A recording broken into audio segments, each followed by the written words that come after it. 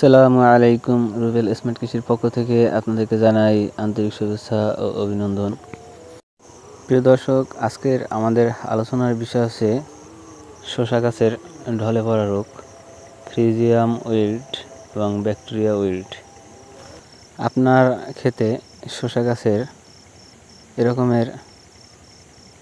গাছের ঢলে পড়া রোগ দেখা দিলে আপনার করণীয় কী কী, আজকের আমরা জানব কী কারণে শসা গাছ এভাবে ঢলে পড়ে এবং এর প্রতিকারগুলো কী কী সে বিষয় নিয়ে আলোচনা করব। শসা গাছের শিকড়ে যখন ব্যাকটেরিয়া এবং ফাঙ্গালের আক্রমণ করে তখন শসা গাছ খাবার নেওয়া বন্ধ করে দেয় এবং একটা সময় গাছ ঝিমিয়ে পড়ে।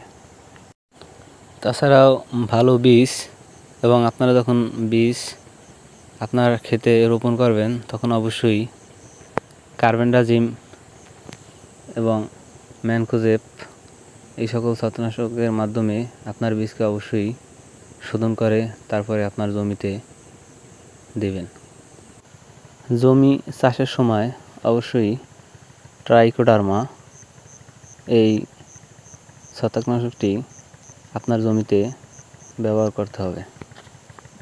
এবার আমরা জেনে নিই শসা গাছের ঢলে পড়া রোধে করণীয় কী।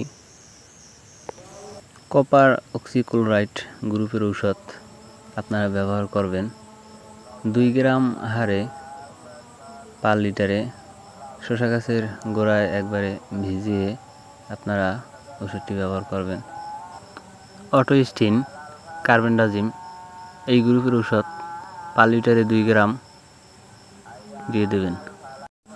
এছাড়াও আপনারা ব্যাকটাফ, এটাও খুব ভালো কাজ করে, এই ওষুধটা আপনারা দিতে পারেন। কম্পোনিয়ান, ম্যানকোজেব প্লাস কার্বেন্ডাজিম এই ওষুধটি ব্যবহার করবেন। আমরা জেনে নিলাম প্রতিকারগুলো কী কী। আপনার আক্রান্ত গাছটি অবশ্যই আপনার ক্ষেত থেকে অপসারণ করতে হবে। তো প্রিয় দর্শক, আজকের এই পর্যন্তই। ভালো থাকবেন, সুস্থ থাকবেন। অবশ্যই আমাদের সাথে থেকে আমাদের চ্যানেলটি সাবস্ক্রাইব করে সাথেই থাকবেন।